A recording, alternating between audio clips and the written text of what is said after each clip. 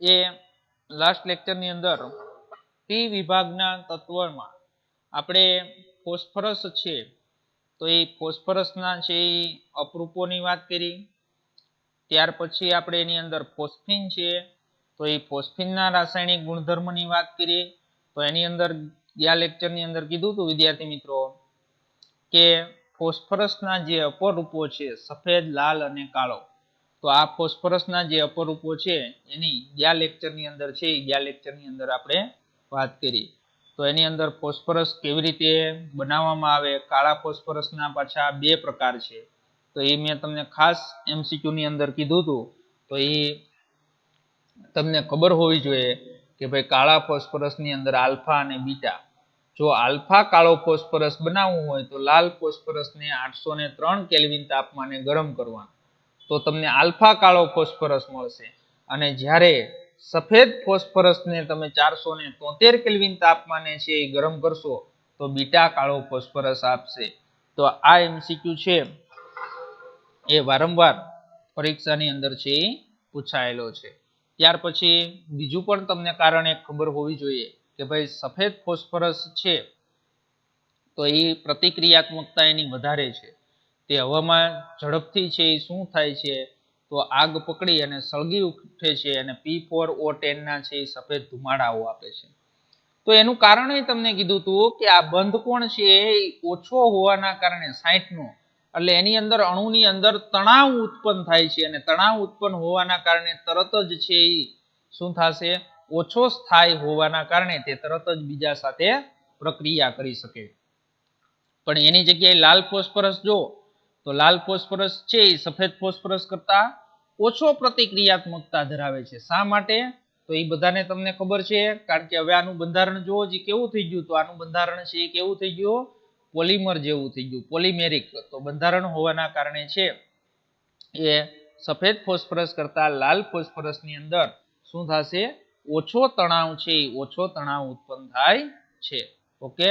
ત્યાર પછી ફોસ્ફિનની વાત કરી તો બધાને ખબર છે કેલ્શિયમ ફોસ્ફાઇડની પાણી અને હાઇડ્રોક્લોરિક એસિડ સાથે પ્રક્રિયા કરતા શું મળે, PH3. અને ફોસ્ફિન છે તો એની બનાવટ આપણે બે જોઈ અને ફોસ્ફિનની બનાવટની અંદર તમને કીધું કે ભાઈ ફોસ્ફિનને જો અશુદ્ધમાંથી શુદ્ધ કરવો હોય તો એને હાઇડ્રોજન આયોડાઇડમાં અવશોષિત કરી અને ફોસ્ફોનિયમ આયોડાઇડ એટલે PH4I બને છે અને એને KOH ના સાથે પ્રક્રિયા કરવાથી વળી પાછું આપને શુદ્ધ ફોસ્ફિન છે એ ફોસ્ફિન મળે છે. ફોસ્ફિન એટલે બધાને ખબર છે PH3. અને PH3 છે ફોસ્ફિન એ કોના તરીકે વર્તે છે તો એ પણ તમને ખબર હોવી જોઈએ, નિર્બળ બેઝ. તો એ નિર્બળ બેઝ હોય તો કોની સાથે, હાઇડ્રોજન બ્રોમાઇડ સાથે છે એ પ્રક્રિયા કરી શકે. અને પાછો કેવો બેઝ છે, લ્યુઇસ. લ્યુઇસ શું કા, કારણ કે તે શું કરે છે, ઇલેક્ટ્રોન યુગ્મનું દાન કરે છે એટલા માટે. હાલો હવે ત્યાર પછી આપણે આજના લેક્ચરની અંદર ફોસ્ફરસના હેલાઇડ સંયોજનની વાત કરવાની છે. તો ફોસ્ફરસના મિત્રો બે હેલાઇડ છે, PX3 એટલે ફોસ્ફરસ ટ્રાઇહેલાઇડ અને PX5. PX5 એટલે એને શું કહેવાય, ફોસ્ફરસ પેન્ટાહેલાઇડ. ટ્રાય અને પેન્ટા બે હેલાઇડ. પણ જો ટ્રાઇહેલાઇડ છે ને એ ત્રણેય આપશે, ચારેય આપશે આપણા FCl, Br અને I. FCl, Br અને I. પણ જ્યારે આ PX5 માં છે એ કોણ આપશે, તો PX5 માં I નથી આપતું હો ભાઈ. કારણ કે FCl, Br, I નું મોટું કદ હોય, મોટું કદ હોય એટલે ત્યાં X ઇક્વલ ટુ શું હોય તો કે ભાઈ F આપે, Cl આપે અને Br આપે, એટલે અહીંયા I નો આપે. એટલે PI5 શક્ય નથી હો ભાઈ, તો તે સ્થાયી નથી. પણ X3 છે એ ત્રણેય આપશે. તો એની અંદર આપણે પહેલું બંધારણની વાત કરવી છે તો પહેલું બંધારણ છે ફોસ્ફરસ ટ્રાઇક્લોરાઇડ. તો બધાને ખબર છે ફોસ્ફરસ ટ્રાઇક્લોરાઇડ એટલે શું થાય વિદ્યાર્થી મિત્રો, ફોસ્ફરસનો P, ટ્રાઇક્લોરાઇડ, ટ્રાઇક્લોરાઇડ એટલે 3 તો PCl3. તો હવે PCl3 અને PCl5 બે આપણે સમજવાના છે. કોણ સમજવાનું છે, PCl5 અને PCl3. તો ફોસ્ફરસ ટ્રાઇક્લોરાઇડ અને ફોસ્ફરસ પેન્ટાક્લોરાઇડ. તો તો ફોસ્ફરસ ટ્રાયક્લોરાઇડ અને ફોસ્ફરસ પેન્ટાક્લોરાઇડ છે, તો એ વિદ્યાર્થી મિત્રો આપણે શું કરવાનું છે, તો એ આપણે આજે સમજવાનું છે. તો એ ની બનાવટ, ગુણધર્મ અને એના ઉપયોગોની વાત કરવાની છે. તો હવે ગરમ કરેલા સફેદ ફોસ્ફરસ પર શુષ્ક ક્લોરીન વાયુને પસાર કરવાથી શું આપે, તો શુષ્ક ક્લોરીન વાયુને પસાર કરવાથી ફોસ્ફરસ ટ્રાયક્લોરાઇડ મળે છે. તો એની અંદર સફેદ ફોસ્ફરસ એટલે P4, તો એના ઉપર શુષ્ક ક્લોરીન વાયુ એટલે Cl2 ને પસાર કરવામાં આવે તો શું આપે, PCl3. તો PCl3 એટલે શું થાય, ફોસ્ફરસ ટ્રાયક્લોરાઇડ. તો સફેદ ફોસ્ફરસ સાથે જો એક તો P4 સાથે કોની પ્રક્રિયા કરી, Cl2 ની પ્રક્રિયા કરી, એટલે ફોસ્ફરસ છે એ ટ્રાયક્લોરાઇડ તમને આપ્યું. એની એવી જ બીજી પ્રક્રિયા છે કે ભાઈ SOCl2 થાયોનિલ ક્લોરાઇડ સાથે, તો સફેદ ફોસ્ફરસ સાથે SOCl2, તો SOCl2 ને શું કહેવાય, થાયોનિલ ક્લોરાઇડ. તો થાયોનિલ ક્લોરાઇડની પ્રક્રિયાથી પણ શું આપે છે, ફોસ્ફરસ ટ્રાયક્લોરાઇડ મેળવી શકાય. તો ફોસ્ફરસ છે એ શું આપશે, ટ્રાયક્લોરાઇડ આપશે. એટલે P4 સાથે SOCl2 ની પ્રક્રિયા કરશો એટલે પેલા શું મળશે આપને, PCl3, પછી સલ્ફરનું રૂપાંતરણ સલ્ફર ડાયોક્સાઇડમાં, અને પછી આપશે આપને ડાયસલ્ફાઇડ ડાયક્લોરાઇડ H2Cl2 આપશે. શું આપશે, H2Cl2. ઓકે, તો આ એની શું છે, બે બનાવટ. પણ ફોસ્ફરસ ટ્રાયક્લોરાઇડ બનાવવું હોય તો સફેદ ફોસ્ફરસ સાથે ક્લોરીનની પ્રક્રિયા અને થાયોનિલ ક્લોરાઇડની પ્રક્રિયા. હવે આપણે એના શું વાત કરીએ, ગુણધર્મોની વાત કરીએ. તો ગુણધર્મની અંદર છે એ આપણે PCl3, તો તે રંગવિહીન તેલી પ્રવાહી છે. કેવું પ્રવાહી છે, તેલી પ્રવાહી છે. અને ભેજની હાજરીમાં તેનું શું થાય, તો ભેજની હાજરીમાં તેનું જળ વિભાજન પામે છે. એટલે હવે આ PCl3 છે એને જો ભેજની હાજરી, ભેજ એટલે H2O, તો એનું શું થશે, જળ વિભાજન થાય અને શું આપે છે આપને, H3PO3. તો H3PO3 એટલે એને કહેવાય ફોસ્ફોરિક એસિડ, અને પ્લસ શું આપે છે આપને, હાઇડ્રોક્લોરિક એસિડ આપે છે. હાલો, હવે તે OH સમૂહ ધરાવતા કાર્બનિક સંયોજનો જેવા કે એસિટિક એસિડ, ઇથેનોલ સાથે પણ પ્રક્રિયા કરી શકે છે. કોણ, PCl3. તો વિદ્યાર્થી મિત્રો PCl3 છે એ OH સમૂહ ધરાવતા કાર્બનિક સંયોજનો, જો પાણીમાં OH સમૂહ હોય, પાણી છે એ શેનું બનેલું હોય, H+ અને OH-. તો હવે આપણે એમ કહીએ કે રસાયણ વિજ્ઞાનની અંદર કાર્બનિક સંયોજનો હોય તો એમાં OH ક્રિયાશીલ સમૂહ ધરાવતા કયા સંયોજનો છે, તો બધાને ખબર પડે, એસિટિક એસિડ. તો એસિટિક એસિડ ની અંદર જો અહીંયા OH ક્રિયાશીલ સમૂહ આવ્યું. આલ્કોહોલમાં પણ શું આવ્યું, OH ક્રિયાશીલ સમૂહ. તો એની સાથે શું કરે, પ્રક્રિયા છે એ પ્રક્રિયા કરી શકે. તો એ પ્રક્રિયા છે એ પ્રક્રિયા કરી શકે. તો એની અંદર વિદ્યાર્થી મિત્રો એસિટિક એસિડ CH3COOH, તો એસિટિક એસિડ છે એની સાથે PCl3 ની પ્રક્રિયા. તો PCl3 ની પ્રક્રિયા એટલે શું થાય, ફોસ્ફરસ ટ્રાયક્લોરાઇડ. એટલે તમારે કાંઈ યાદ રાખવાનું નથી, જે એસિટિક એસિડ છે એની અંદર જે આ OH ક્રિયાશીલ સમૂહ છે એનું વિસ્થાપન કોણ કરશે, તો એનું વિસ્થાપન છે એ ક્લોરીન કરશે. કોણ કરશે, ક્લોરીન. એટલે OH ની જગ્યાએ તમારે ત્યાં શું લખવાનું, Cl, એટલે CH3COCl અને પ્લસ શું આપશે આપને, H3PO3 ફોસ્ફરિક એસિડ આપે છે. ઓકે, આવડે બધાને. તો એવી જ પ્રક્રિયા કોની સાથે કરો, તો એવી જ પ્રક્રિયા તમે છે ઇથેનોલ સાથે કરો. તો ઇથેનોલમાં પણ રહેલું જે OH ક્રિયાશીલ સમૂહ છે, તો એ OH ક્રિયાશીલ સમૂહ શું થશે, જો પ્રક્રિયા લખીને તમને બતાવું, એની અંદર જો C2H5OH. હવે જો આ OH ક્રિયાશીલ સમૂહ છે તો એની સાથે તમે કોની પ્રક્રિયા કરો છો, PCl3. તો હવે આ ક્લોરીન કેટલા છે, 3. તો આ 3 ક્લોરીન છે એ આ 3 OH નું વિસ્થાપન કરે તો મારે ઇથેનોલના કેટલા મોલ લેવા પડે, તો ઇથેનોલના 3 મોલ લેવા પડે. એટલે મને શું મળે, C2H5Cl. શું મળે, C2H5Cl. તો વિદ્યાર્થી મિત્રો આ હેલો આલ્કેન અને હેલો એરિન તમે જે ચેપ્ટર ભણ્યા ને એમાં આવે હેલો આલ્કેન ની બનાવટમાં આ પ્રક્રિયા આવે. હેલો આલ્કેન ની બનાવટ. તો હેલો આલ્કેન ની બનાવટ ની અંદર આ પ્રક્રિયા તમે ભણી ગયા છો એટલે આ હેલો આલ્કેન આપ્યું અને પ્લસ જો 3 OH ઓકે અને વધુ શું ફોસ્ફરસ. તો એનું સંયોજન શું બનશે H3PO3. શું બનાવશે H3PO3. ઓકે હાલો હવે એના બંધારણની તો બંધારણ તો બધાને આવડતું જ હોય કે ભાઈ ફોસ્ફરસ છે શું છે ફોસ્ફરસ. તો ફોસ્ફરસ હોય એની બાહ્યતમ કક્ષાની અંદર કેટલા ઇલેક્ટ્રોન તો 15 એનો પરમાણ્વીય ક્રમાંક ફોસ્ફરસનો. તો એની અંદર છે એ શું હોય પહેલી કક્ષામાં 2 બીજામાં 8 ફોસ્ફરસ છે એ શું થશે એની ઇલેક્ટ્રોનની રચના તો Z બરાબર 15 એટલે 2 8 અને શું થાય બાહ્યતમ કક્ષામાં 5 ઇલેક્ટ્રોન. તો તમે 5 ઇલેક્ટ્રોન છે એ લખી નાખો. હાલો 5 ઇલેક્ટ્રોન દોર્યા. હવે એની અંદર કેટલા Cl જોડાણા છે PCl3. તો અહીંયા છે Cl નો એક ઇલેક્ટ્રોન છે એ ભાગીદારી કરીને બંધ બનાવશે. અહીંયા એક Cl નો ઇલેક્ટ્રોન છે એ ભાગીદારી કરીને બંધ બનાવશે. અહીંયા એક Cl નો ઇલેક્ટ્રોન ભાગીદારી કરી અને બંધ બનાવશે.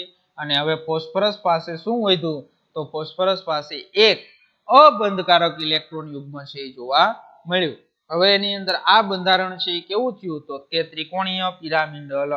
તો એની અંદર PCl3 નું બંધારણ છે એ તમને આપ્યું છે અને એની પાસે 3 1 2 અને 3 બંધકારક ઇલેક્ટ્રોન યુગ્મ અને એક અબંધકારક ઇલેક્ટ્રોન યુગ્મ.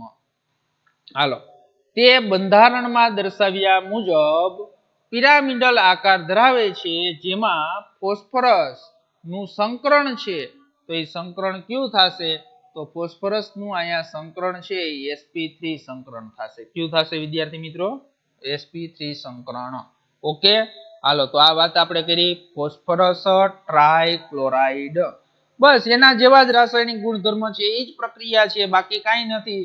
તો હવે આપણે ભણીએ ફોસ્ફરસ પેન્ટાક્લોરાઇડ. ફોસ્ફરસ પેન્ટાક્લોરાઇડ એટલે શું થાય PCl5. તો PCl5 ની પણ વાત કરી દઈએ. તો બનાવટની અંદર એ જ બનાવટ છે ખાલી પ્રમાણ વધારે લેવાનું છે.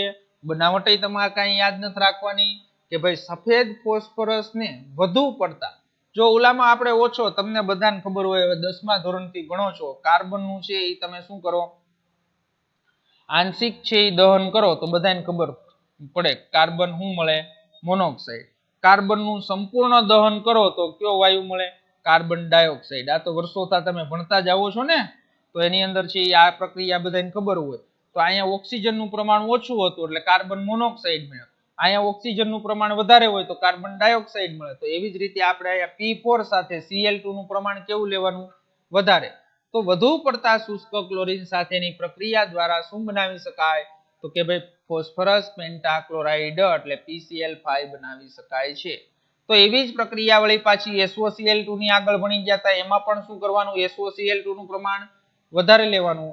તો SO2Cl2 થાયોનિલ ક્લોરાઇડ ની SO2Cl2 ની પ્રક્રિયા કરવાની. તો SO2Cl2 ની પ્રક્રિયા એટલે P4 સાથે SO2Cl2 ની પ્રક્રિયા કરો એટલે સલ્ફર ડાયોક્સાઇડ અને PCl5 આપને આપે છે. તો વિદ્યાર્થી મિત્રો આ બનાવટ છે ફોસ્ફરસ છે એ પેન્ટાક્લોરાઇડ ની બનાવટ છે. કોની બનાવટ છે ફોસ્ફરસ પેન્ટાક્લોરાઇડ. ઓકે હાલો તો હવે એની અંદર એના ગુણધર્મોની વાત કરી દઈએ. તો PCl5 પીળાશ પડતો કેવો PCl5 છે એ પીળાશ પડતો સફેદ પાવડર છે અને ભેજવાળી હવામાં તો ભેજવાળી હવામાં તે છે શું કરે છે તો ભેજવાળી હવામાં તે POCl3 માં જળ વિભાજન પામે છે અને અંતે તેની અંદર ફોસ્ફોરિક એસિડમાં રૂપાંતરણ થાય છે. જો હવે તમે લીધું શું PCl5 એને ભેજવાળી હવામાં એટલે શું કર્યું H2O. તો H2O ની અંદર રૂપાંતરણ કર્યું એટલે PCl5 માંથી 2 ક્લોરીન અહીંથી દૂર થશે ને 1 ઓક્સિજન એમાં ઉમેરાઈ જશે એટલે બન્યું શું POCl3. તો બધાને ખબર છે POCl3 ને શું કહેવાય હેલો આલ્કેન હેલો એરિન માં આવી ગયું. ફોસ્ફરસ ઓક્સીક્લોરાઇડ શું કહેવાય એનું નામ ફોસ્ફરસ ઓક્સીક્લોરાઇડ. અને પ્લસ છે એ શું મળે તો પ્લસ આપને મળે હાઇડ્રોક્લોરિક એસિડ. વળી પાછું જો તમે હજી તમે આ POCl3 નું વળી પાછું આગળ જળ વિભાજન કરો તો POCl3 ની પાછી પાણી સાથે પ્રક્રિયા કરશો તો તેની અંદર H3PO4 એટલે એમાંથી હજી 3 Cl છે એ દૂર થઈ ગયા અને 3 હાઇડ્રોક્લોરિક એસિડ આપ્યા એટલે H3PO4 ને શું કહેવાય તો H3PO4 ને કહેવાય ફોસ્ફોરિક એસિડ શું કહેવાય ફોસ્ફોરિક એસિડ તો વિદ્યાર્થી મિત્રો આનું પણ છે PCl5 નું પણ છે ભેજવાળી હવામાં જો શરૂઆતમાં ફોસ્ફરસ ઓક્સીક્લોરાઇડ આપે અને હજી જો એનું આગળ તમે જળ વિભાજન કરશો તો અંતે તમને છે શું આપશે ફોસ્ફોરિક એસિડમાં રૂપાંતરણ પામે છે પરંતુ જ્યારે તેને શું કરવામાં આવે ગરમ કરવામાં આવે છે ત્યારે તે ઉધ્વપાતન પામે છે ઉધ્વપાતન એટલે બધાને ખબર છે ને સોલિડમાંથી ડાયરેક્ટ શેની અંદર રૂપાંતરણ થાય તો સોલિડમાંથી ડાયરેક્ટ છે એ વાયુમાં રૂપાંતરણ થાય પરંતુ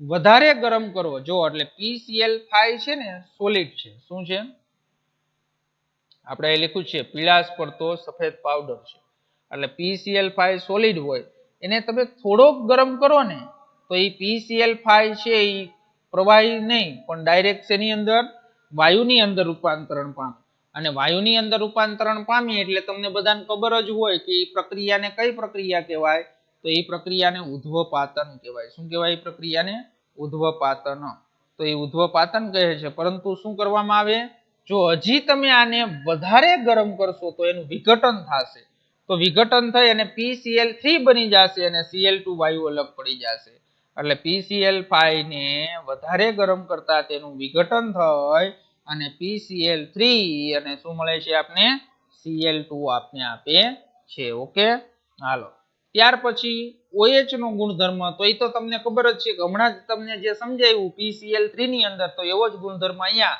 પણ અહીંયા નિપજ છે એ અલગ મળશે અને આ રિએક્શન નહીં તમે છે એ હેલો આલ્કેન અને હેલો એરીનની બનાવટની અંદર ભણી ગયા છો તો જો કે OH સમૂહ ધરાવતા કાર્બનિક સંયોજનો સાથે પ્રક્રિયા કરી અને તેમને ક્લોરોના શું કરે છે વ્યુત્પન્નમાં પરિવર્તિત કરે છે એટલે ક્લોરોના વ્યુત્પન્નો બનાવે છે તો આ પ્રક્રિયા તમે ભણી ગયા હેલો આલ્કેનમાં કે ઇથેનોલ એટલે OH નું શું થશે વિસ્થાપન કોના વડે ક્લોરીન વડે એટલે શું બની ગયું C2H5Cl તો PCl5 માંથી એક Cl ન્યા ઉમેરાણો એટલે હવે વિધા કેટલા 4 તો એમાંથી શું બનશે એક ઓક્સિજન એટલે POCl3 બનશે અને પ્લસ છે એ શું બનશે હાઇડ્રોક્લોરિક એસિડ તો વિદ્યાર્થી મિત્રો આ પણ છે એ તમારે મોસ્ટ MCQ છે ઘણી વખત છે JEE અને નીટમાં પૂછાયેલો છે કે PCl3 સાથે પ્રક્રિયા કરો ત્યારે શું ઉપનિપજ શું આપે તો આલ્કોહોલની આ MCQ કોનો છે હેલો આલ્કેન અને હેલો એરીન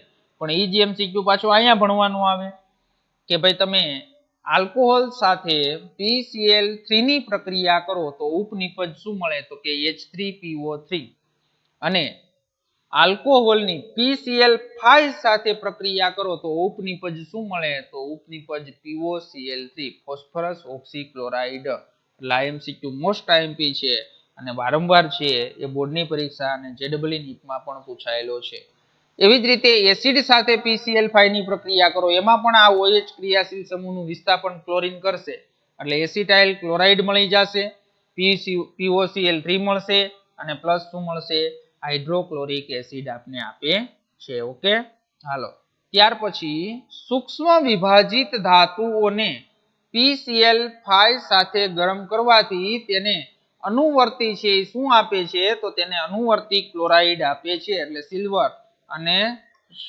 Sn જેવી ધાતુઓ હોય તો એની સાથે છે તમે PCl5 ની પ્રક્રિયા કરો તો એના અનુવર્તી શું આપે ક્લોરાઇડ તો સિલ્વર Ag સાથે છે PCl ની પ્રક્રિયા કરો તો એનો ક્લોરાઇડ એટલે શું આપશે AgCl એટલે અહીંયા જો વિદ્યાર્થી મિત્રો Ag+ હોય એટલે શું બને Cl- એટલે AgCl સંયોજન બનાવે અને પ્લસ શું બનાવે PCl3 બનાવશે એવી જ રીતે Sn છે એની PCl Sn ની સંયોજકતા +4 હોય હો એટલે છે અહીંયા કેટલા Cl જોડાશે 4 એટલે SnCl4 બનાવશે અને પ્લસ શું બનાવશે PCl3 બનાવે છે ઓકે હાલો તો તે કેટલાક કાર્બનિક સંયોજનોના સંશ્લેષણમાં પણ ઉપયોગી છે તો એ તો આપણે હમણાં જોયું આજ બનાવ્યું હવે ભાઈ C2H5Cl અને CH3COCl આ બનાવ્યા ને બે તો એ કાર્બનિક સંયોજનો છે તો એ સંયોજનની બનાવટની અંદર પણ છે એ શું છે ઉપયોગી છે હવે બંધારણની વાત કરી દઈએ તો એની અંદર વાયુમય અને પ્રવાહી અવસ્થામાં તે આકૃતિમાં દર્શાવ્યા પ્રમાણે ત્રિકોણીય દ્વિપિરામિડલ બંધારણ ધરાવે છે.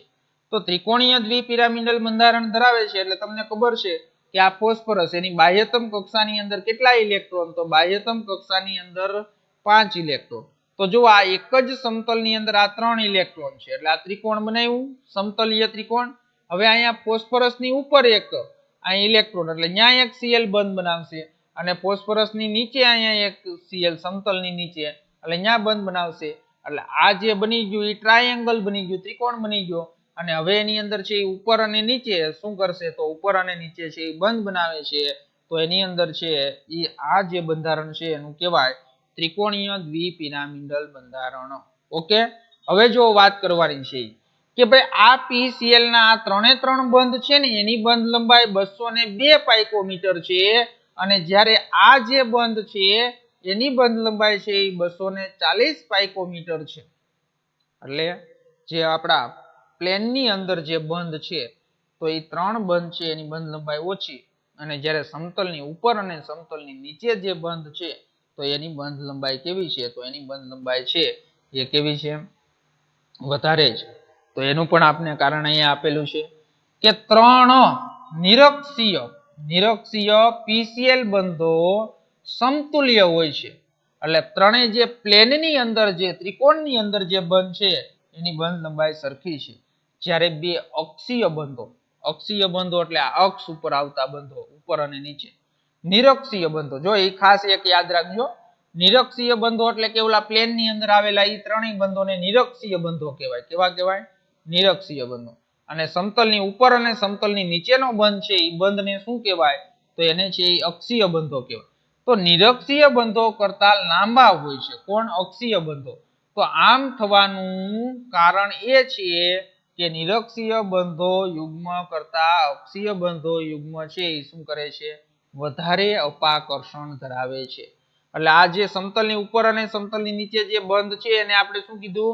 તો એને આપણે છે અક્ષીય બંધ કીધા. તો અક્ષીય બંધના જે આ ઇલેક્ટ્રોન છે એનું અપાકર્ષણ કેવું હોય? વધારે હોવાના કારણે ક્લોરીનને થોડુંક દૂર જોડાવવું પડશે.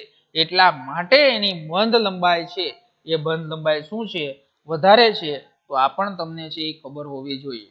ઓકે, હાલો આગળ વાત કરીએ. કોયડો. તો કોયડો 7.7 PCl3 છે એ ભેજમાં શા માટે ધ્રુમ ઉત્પન્ન એટલે કે ધુમાડો ઉત્પન્ન કરે છે? તો બધાને ખબર જ છે કે જો ભેજની હાજરીમાં PCl3 નું જળ વિભાજન પામે તો આગળ આપણે પ્રક્રિયા છે એ જોઈ ગયા. તો એમાં કયો વાયુ ઉત્પન્ન થતો? તો હાઇડ્રોક્લોરિક એસિડ. તો હાઇડ્રોક્લોરિક ની છે શું ઉત્પન્ન થશે? ધ્રુમ એટલે કે ધુમાડો ઉત્પન્ન થાય છે. ઓકે, હાલો કોયડો 7.8 PCl5 અણુમાંના બધા 5 બંધો છે એ 5 બંધો કેવા હોય છે? સમતુલ્ય છે.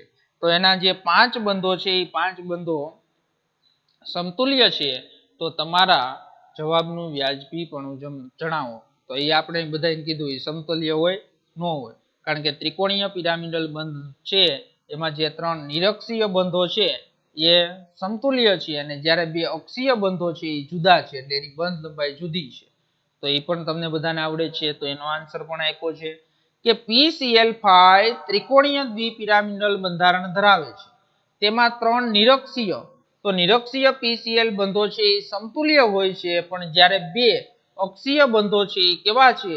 તો અક્ષીય બંધો જુદા જુદા હોય છે અને નિરક્ષીય બંધો કરતા લાંબા હોય છે. ઓકે, તો વિદ્યાર્થી મિત્રો આ આપણે વાત કરી બંને કોયડાઓની. તો PCl3 અને PCl5, જો પાછો લખાણ સંબંધિત પ્રશ્ન આવ્યા કે જ્યારે PCl5 ને ગરમ કરવામાં આવે ત્યારે શું થાય? તો એ આપણે અહીં પ્રક્રિયા જોઈએ. PCl5 ને ગરમ કરવામાં આવે તો PCl3 અને શું બને? Cl2 બને. ઓકે, હાલ પછી પાણીમાં PCl5 ની જળ વિભાજનીય પ્રક્રિયા માટેનું રાસાયણિક સમીકરણ લખો. તો એના જળ વિભાજનના બે સમીકરણ તમારે લખવાના છે. પેલા ફોસ્ફરસ ઓક્સીક્લોરાઇડ આપે અને હજી તમે જો આગળ એનું જળ વિભાજન કરશો તો જળ વિભાજન કરતા શું આપે છે? ફોસ્ફરિક એસિડમાં એટલે H3PO4 માં રૂપાંતરણ પામે છે. ઓકે, આવડે? હાલો હવે આપણે વાત કરવાની છે ફોસ્ફરસના ઓક્સો એસિડ. શેની વાત કરવાની છે? ફોસ્ફરસના ઓક્સો એસિડ. તો ફોસ્ફરસના જે ઓક્સો એસિડ છે તો એની અંદર જોઈએ આપણે ફોસ્ફરસના ઓક્સો એસિડ સંયોજનો. તો ફોસ્ફરસના ઓક્સો એસિડ સંયોજનોની વાત કરીએ તો ફોસ્ફરસ છે એ અનેક ઓક્સો એસિડ સંયોજનો બનાવે છે. શું કરે છે? અનેક ઓક્સો એસિડ છે એ સંયોજનો બનાવે છે. ફોસ્ફરસના કેટલાક ઓક્સો એસિડ સંયોજનોને તેમના સૂત્રો, બનાવટની પદ્ધતિઓ અને તેમના બંધારણમાં રહેલા કેટલાક લાક્ષણિક બંધો સહિત આપને કોષ્ટકની અંદર આપ્યું છે. તો વિદ્યાર્થી મિત્રો, ફોસ્ફરસ છે એના તો ઓક્સો એસિડ છે એ વધારે છે. તો એના છે બનાવટની વાત કરી છે, પછી એના સૂત્રની વાત કરી છે, ઓક્સિડેશન અવસ્થાની વાત કરી છે અને એના લાક્ષણિક બંધો છે એની પણ વાત કરેલી છે. હાલો જોઈ લઈએ આપણે. તો એની અંદર હાઇપોફોસ્ફરસ, જો આના બંધારણ છે એ હાઇપોફોસ્ફરસ એટલે એને કહેવાય H3PO2. શું કહેવાય? H3PO2. એટલે જો હાઇડ્રોજન છે એ હાઇડ્રોજનની તમે 3+ ઓલાની 2- એટલે +1 ફોસ્ફરસની ઓક્સિડેશન અવસ્થા ગણશો એટલે શું મળશે? +1. હવે જો લાક્ષણિક બંધો છે એની વાત હમણાં નથી કરવી, કારણ કે હમણાં છે એના બંધારણ આપણે દોરી અને જે દોરી એને આપેલા છે તો એની અંદર સમજશું. હાલો, H3PO2 ની બનાવટ સફેદ ફોસ્ફરસ સાથે આલ્કલી એટલે સોડિયમ હાઇડ્રોક્સાઇડ કે પોટેશિયમ હાઇડ્રોક્સાઇડ સાથે પ્રક્રિયા કરો તો શું આપે? H3PO2. એવી જ રીતે ઓર્થોફોસ્ફરસ નું શું થાય? ફોસ્ફોનિક એસિડ. મેં હમણાં તમને કીધું ને H3PO4 જોઈજો. H3PO4 ને ફોસ્ફરિક એસિડ કહેવાય, ફોસ્ફરિક એસિડ. અને H3PO3 ને શું કહેવાય? તો H3PO3 ને ફોસ્ફોનિક એસિડ કહેવાય. ઓકે, હાલો. તો એની અંદર બાકી છે ને ઓર્થોફોસ્ફરસ એટલે H3PO3. તો એની અંદર જો ગણો એટલે હાઇડ્રોજનની +3, ઓક્સિજનની -6 એટલે -3 અને સામેની બાજુ જાય તો +3 એટલે ફોસ્ફરસની ઓક્સિડેશન અવસ્થા +3. એની બનાવટ P2O3 સાથે કોની પ્રક્રિયા કરવાની? H2O ની પ્રક્રિયા કરવાની એટલે તમને મળશે ઓર્થોફોસ્ફરસ. પાયરોફોસ્ફરસ નું વળી પાછું અણુ સૂત્ર શું? H4P2O5. તો જુઓ આની અંદર છે ને કઈ રીતે યાદ રખાય ને તમને હું થોડીક માહિતી આપી દઉં આ ત્રણની. આ 425 આમ યાદ રાખવાનું. શું યાદ રાખવાનું? 425 એટલે પાયરોફોસ્ફરસ, 426 એટલે હાઇપોફોસ્ફરિક અને 427 એટલે પાયરોફોસ્ફરિક. આ ફોસ્ફરસ પાયરો, આ ફોસ્ફરિક અને આ પાયરોફોસ્ફરિક. એટલે એવી રીતે યાદ રાખવાનું. જો ન યાદ રહેતું હોય તો આ એમ થાય છે ગોખવું જ પડે આપણે. અણુસૂત્ર તો એના શું કરવા પડે? ગોખવા જ પડે. એટલે પાયરોફોસ્ફરસ એટલે 425, હાઇપોફોસ્ફરિક એસિડ 426 અને પાયરોફોસ્ફરિક એટલે 427. એટલે આ ત્રણ તો યાદ રહી ગયા. પછી જો ઓર્થોફોસ્ફરસ એટલે કે ફોસ્ફોનિક એસિડ અને ફોસ્ફોરિક એસિડ, તો એના તો અણુસૂત્ર આપને કાયમ ઉપયોગી જ હોય, H3PO3 ને H3PO4. તો એ પણ બે યાદ રહી ગયા. એટલે હવે બાકી રહ્યો એક જ યાદ રાખવાનો, હાઇપોફોસ્ફરસ. તો એને આમ કેવું હોય તો આને આમ કરી નાખાય, 312 એટલે હાઇપોફોસ્ફરસ. ઓકે, હાલો. તો પાયરોફોસ્ફરસ છે એની અંદર પણ ફોસ્ફરસની ઓક્સિડેશન અવસ્થા +3 છે. એની બનાવટ PCl3 સાથે H3PO3 ની બનાવટ કરો તો તમને મળશે પાયરોફોસ્ફરસ. પછી હાઇપોફોસ્ફરિક, તો હાઇપોફોસ્ફરિક એટલે હાઇડ્રોજન 4, ફોસ્ફરસ 2, ઓક્સિજન 6. એની ઓક્સિડેશન અવસ્થા ગણશો એટલે +4. તો એ લાલ ફોસ્ફરસ સાથે આલ્કલીની પ્રક્રિયા કરો તો તમને મળશે હાઇપોફોસ્ફરિક. એવી જ રીતે ઓર્થોફોસ્ફરિક એટલે ખબર જ છે તમને, H3PO4. તો એની ઓક્સિડેશન અવસ્થા +5, P4O10 સાથે પાણીની પ્રક્રિયા કરો એટલે આપને મળશે ઓર્થોફોસ્ફરિક. એવી જ રીતે પાયરોફોસ્ફરિક એટલે 427. એની અંદર પણ ઓક્સિડેશન અવસ્થા 5 અને ફોસ્ફોરિક એસિડને ગરમ કરવાનો. કોને? ફોસ્ફોરિક એસિડને ગરમ કરવાથી મળે છે. હવે આવ્યું મેટાફોસ્ફરિક. તો મેટાફોસ્ફરિક એટલે પોલિમર બંધારણ છે. HPO3 ના N જેટલા છે એ અણુઓ હોય તો એને શું કહેવાય? મેટાફોસ્ફરિક. અને એની ઓક્સિડેશન અવસ્થા +5 છે. એની બનાવટ ફોસ્ફરસ એસિડ સાથે Br2 ને બંધ નળીમાં ગરમ કરવાથી છે એ શું મળે છે આપને? મેટાફોસ્ફરિક એસિડ. તો આ વિદ્યાર્થી મિત્રો ફોસ્ફરસના છે એ શું છે? તો ફોસ્ફરસના છે એ ઓક્સો એસિડ છે. તો હવે જે ફોસ્ફરસના ઓક્સો એસિડ છે તો એની વાત કરી દઈએ, પછી એના આપણે બંધારણ છે એ બંધારણની પણ આપણે વાત કરી દઈએ. હાલો, હવે એની અંદર ઓક્સો એસિડ સંયોજનોના સહઘટનમાં H2O અણુ અથવા O અણુ પરમાણુના પ્રાપ્ત થવાના અથવા ગુમાવવાના સંદર્ભમાં આંતર સંબંધિત હોય છે. એટલે જેટલા આપણે ઓક્સો એસિડ ભણ્યા ને એના સહઘટનની અંદર એટલે કે બંધારણમાં પાણીનો અણુ ગુમાવે અથવા ઓક્સિજન પરમાણુ છે એ શું થાય? પાણીનો અણુ મેળવે અથવા છે ઓક્સિજન પરમાણુ છે પ્રાપ્ત થવાના છે એ ગુમાવવાના સંદર્ભે છે એ શું હોય? આંતર સંબંધિત એટલે એકબીજા સાથે સંબંધ ધરાવતા હોય છે. અને કેટલાક અગત્યના ઓક્સો એસિડના સંયોજનોના બંધારણ આપણે હમણાં નીચે ભણવાના છે. ઓકે, હાલો, હવે કે ભાઈ ઓક્સો એસિડ સંયોજનોમાં ફોસ્ફરસ અને અન્ય પરમાણુઓ દ્વારા સમચતુષ્ફલકીય રીતે ઘેરાયેલા હોય છે. તો ફોસ્ફરસના ઓક્સો એસિડ છે એની અંદર અન્ય પરમાણુઓ દ્વારા છે એ સમચતુષ્ફલકીય રીતે છે એ ઘેરાયેલા હોય છે. તો આ બધા એસિડ સંયોજનો છે એ ઓછામાં ઓછો એક, હમણાં બંધારણ જોશું ને એટલે આવશે કે ભાઈ ઓછામાં ઓછો એક છે એ ફોસ્ફરસ સાથે ડબલ બંધ ઓક્સિજન અને ઓછામાં ઓછો એક ફોસ્ફરસ સાથે એક OH બંધ છે એ બંધ ધરાવે છે. અને એવા ઓક્સો એસિડ સંયોજનો કે જેમાં ફોસ્ફરસની નીચી ઓક્સિડેશન અવસ્થા +5 કરતા ઓછી હોય છે. તો બધાને ખબર જ છે કે ભાઈ ફોસ્ફરસની ઓક્સિડેશન અવસ્થા +5 હોય, કારણ કે કયો સમૂહ ભણો છો તમે? 15મો. તો 15મા સમૂહની અંદર તમે 10 બાદ કરો તો એની મહત્તમ ઓક્સિડેશન અવસ્થા +5 થાય અને બધા જ છે એ ઓક્સો એસિડ છે તો એ ઓક્સો એસિડની ઓક્સિડેશન અવસ્થા છે એ +5 કરતા ઓછી હોય છે એટલે નીચા ઓક્સિડેશન અવસ્થા કહેવાય. અને P ડબલ બોન્ડ O અને P સિંગલ બોન્ડ OH બંધો ઉપરાંત ક્યાં તો ફોસ્ફરસ ફોસ્ફરસ વચ્ચે સિંગલ બંધ અથવા ફોસ્ફરસ હાઇડ્રોજન વચ્ચે સિંગલ બંધ H3PO2 માં બંધ ધરાવે છે, પરંતુ બંને બંધો ધરાવતા નથી. કાં તો શું હોય? ફોસ્ફરસ ફોસ્ફરસ વચ્ચે સિંગલ બંધ હોય અથવા ફોસ્ફરસ હાઇડ્રોજન વચ્ચે છે એ સિંગલ બંધ હોય, પરંતુ બે બંધ એકારે ધરાવતા નથી. હાલો, હવે જો ફોસ્ફરસની +3 ઓક્સિડેશન અવસ્થા વાળા આ એસિડ સંયોજનની વૃત્તિ ઊંચી અને નીચી ઓક્સિડેશન અવસ્થાઓમાં છે વિષમીકરણ પામવાની વૃત્તિ ધરાવે છે. તો વળી પાછો આ શબ્દ વિષમીકરણ, તો વિષમીકરણ જોઈને 11માં ધ્યાન રાખ્યું હોય તો એને ખબર પડે કે વિષમીકરણ શબ્દ છે એ શું થયું? તો વિષમીકરણ શબ્દ છે એ આપણે 11મા ધોરણની અંદર આવી ગયો. વિષમીકરણ એટલે શું થાય? એક જ પરમાણુનું ઓક્સિડેશન અને એક જ પરમાણુનું શું થતું હોય?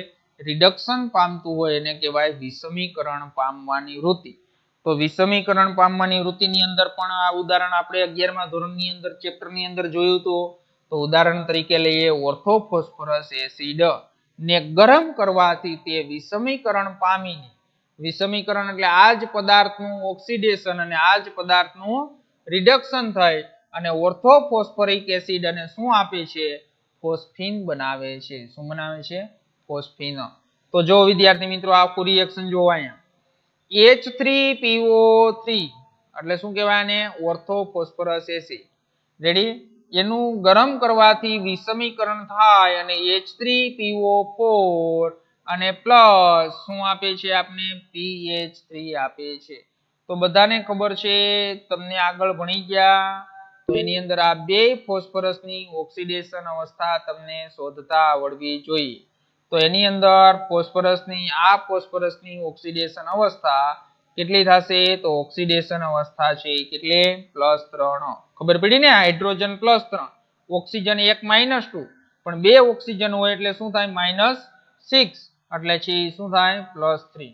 અહીંયા H3PO4 માં 4 દુ 8 માઇનસ એમાંથી 3 એટલે અહીંયા ઓક્સિડેશન અવસ્થા થઈ +5.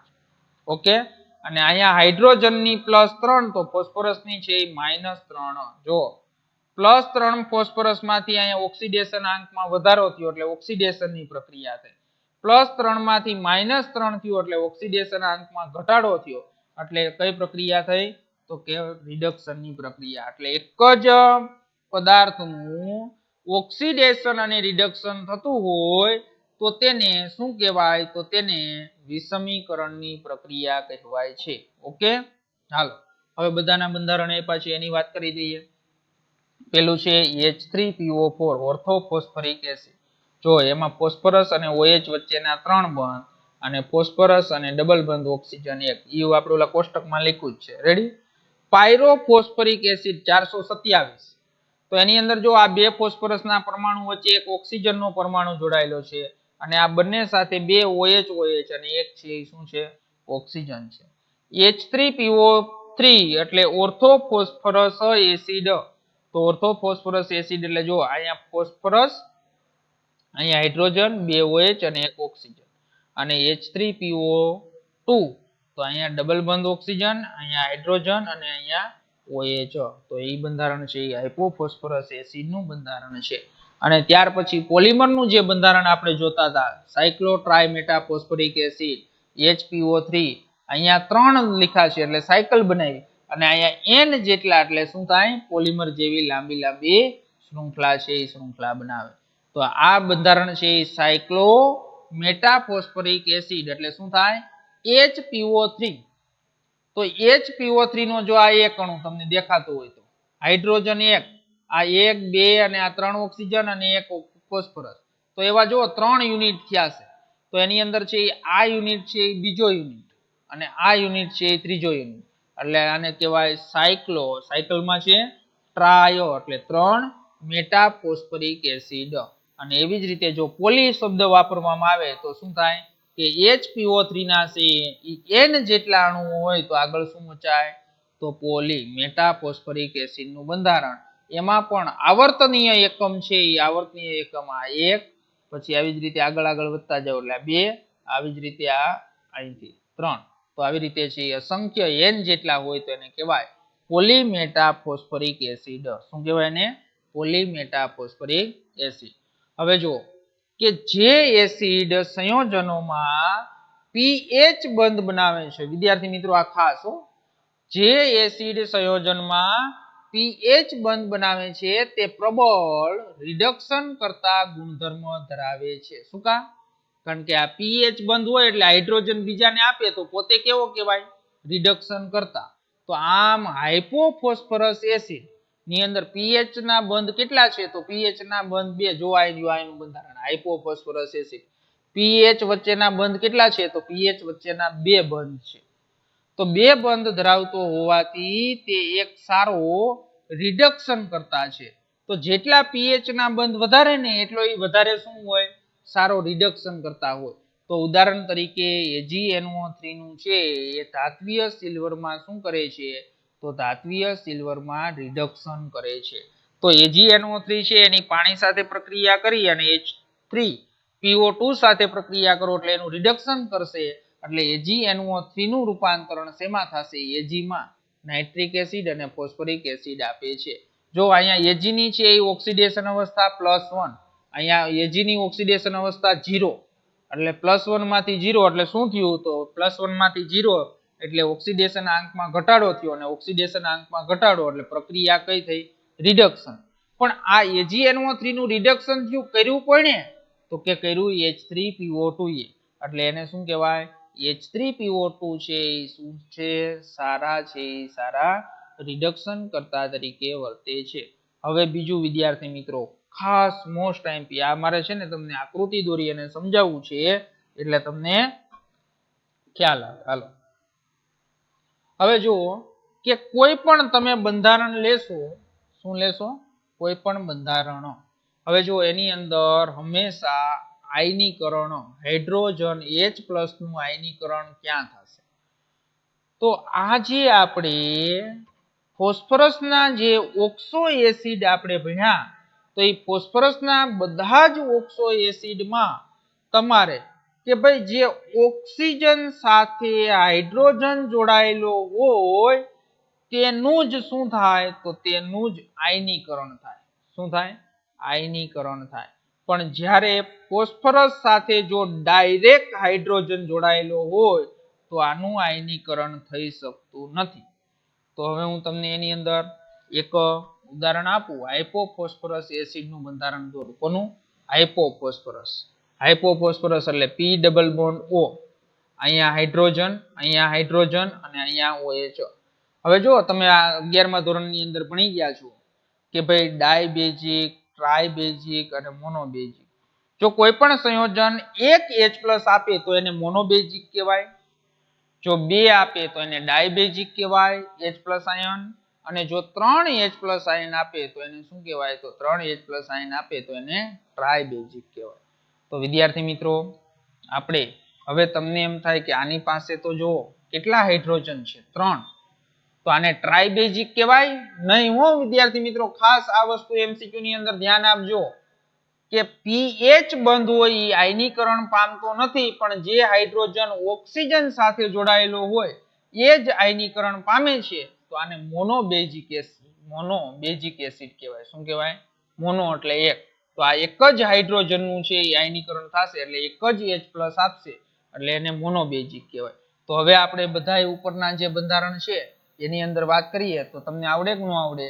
જો આ બંધારણ છે H3PO4, જો ત્રણેય હાઇડ્રોજન ઓક્સિજન સાથે જોડાયેલા તો આને ત્રિબેઝિક એસિડ કહેવાય. શું કહેવાય?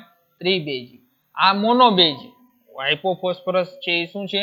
મોનોબેઝિક. હવે જો ખાસ MCQ માં H3PO2 અને H3PO4, જો આ ઘણી વખત MCQ પૂછાય. H3PO3 અને H3PO4. હવે આમાંથી કોણ ડાયબેઝિક છે ને કોણ છે એ ટ્રાયબેઝિક છે એ તમને ખબર હોવી જોઈએ. H3PO3 છે એનું બંધારણ તમે જુઓ તો H3PO3 ના બંધારણની અંદર તમે જોઈ શકો છો કે બે જ હાઇડ્રોજન ઓક્સિજન સાથે જોડાણા છે. આ હાઇડ્રોજનનું આયનીકરણ થાય નહીં, એટલે તમારે H3PO3 છે એ ડાયબેઝિક છે અથવા દ્વિબેઝિક છે. શું છે? દ્વિબેઝિક. અને જ્યારે H3PO4 છે તો H3PO4 ને શું કહેવાય? તો H3PO4 ની અંદર આ 3 હાઇડ્રોજન બેયમાં છે હો ભાઈ, પણ આ હાઇડ્રોજન છે ને એ ત્રણે હાઇડ્રોજન ત્રણ ઓક્સિજન સાથે જોડાયેલા છે એટલે એ ત્રણેય હાઇડ્રોજનનું આયનીકરણ થાય એટલે એને કહેવાય ટ્રાયબેઝિક. શું કહેવાય? ટ્રાયબેઝિક. ઓકે, સમજણ પડી? હાલો, તો આવી રીતે છે MCQ પૂછાય તો એના બંધારણ ઉપરથી છે તમને આયનીકરણની ખબર હોવી જોઈએ. તો જો આપ્યું છે આ pH બંધો આયનીકરણ પામીને H+ આયન આપતા નથી, એટલે ફોસ્ફરસ સાથે જે ડાયરેક્ટ હાઇડ્રોજન જોડાયેલો હોય તેનું શું થશે? ઓક્સિડેશન છે તેનું આયનીકરણ છે એ આયનીકરણ થઈ શકતું નથી. તો તેનું આયનીકરણ છે એ આયનીકરણ થઈ શકતું નથી. તથા બેઝિકતામાં તે પણ કોઈ ભૂમિકા ભજવતો નથી. તો બેઝિકતામાં છે એ પણ કોઈ ભૂમિકા છે એ ભૂમિકા ભજવતો નથી. માત્ર તે જ પરમાણુ જે POH બંધ સ્વરૂપે એટલે કે ઓક્સિજન પરમાણુ સાથે જોડાયેલા હોય, તો ઓક્સિજન પરમાણુ સાથે જોડાયેલા હોય તો જ તેનું શું થાય છે? આયનીકરણ પામી શકે છે. તો ત્યારે જ એનું શું થશે? આયનીકરણ પામશે અને એની બેઝિકતા છે એ ઉત્પન્ન કરે છે. તો એની ત્યારે જે H+ આયન જેટલા હોય એટલી જ એની શું થાય? તો એટલી જ એની બેઝિકતા છે એ ઉત્પન્ન કરે છે. તો આમ H3PO3 હમણાં સમજાવ્યું તમે, અને H3PO4 માં અનુક્રમે જો H3PO4 માં H3PO3 માં દ્વિબેઝિક છે અને H3PO4 માં ત્રિબેઝિક છે, કારણ કે H3PO3 ના બંધારણમાં 2 POH બંધ બનાવે છે અને H3PO4 માં 3 POH બંધ બનાવે છે. તો વિદ્યાર્થી મિત્રો, આ જે આપણે આજે વાત કરી તો આ જે વાત છે એ શેની વાત કરી? તો ફોસ્ફરસના છે એ ઓક્સો એસિડ છે એ સમજ્યા. તો એવી જ રીતે કોયડો આપેલો છે કે H3PO2 ની સંરચનાના આધારે તેની રિડક્શન કરતા વર્તુણક કેવી રીતે સ્પષ્ટ કરી શકાય? તો જો એની અંદર H3PO2 કીધું ને એટલે આ બંધારણ. તો જો ફોસ્ફરસ સાથે કેટલા હાઇડ્રોજન જોડાણા? 2. તો તમને બધાને ખબર છે, આપણે હમણાં જ કીધું કે H3PO2 માં 2 હાઇડ્રોજન પરમાણુ સીધા જ ફોસ્ફરસ પરમાણુ સાથે જોડાયેલા છે અને જે આ એસિડને રિડક્શન કરતાનું વલણ આપે છે. ઓકે, હાલો ત્યાર પછી H3PO4 ની બેઝિકતા કેટલી હોય તો હમણાં આપણે કીધું ત્રિબેઝિક. કેટલી હોય? ત્રિબેઝિક. અને H3PO3 ને ગરમ કરવામાં આવે ત્યારે શું થાય તો એ પણ આપણે જોયું કે H3PO3 ને ગરમ કરવામાં આવે ત્યારે શું થશે? વિષમીકરણ થાય છે. એટલે H3PO4 અને PH3 બનાવે છે. તો વિદ્યાર્થી મિત્રો આપણે આ P વિભાગના તત્વ છે તો P વિભાગના તત્વની અંદર 15મો સમૂહ છે એ પૂર્ણ કર્યો. એટલે 15મો અને 16મો સમૂહ બે મોટા છે અને 17મો અને 18મો સમૂહ બે નાના છે. તો 15મો સમૂહ જોઈ લીધો.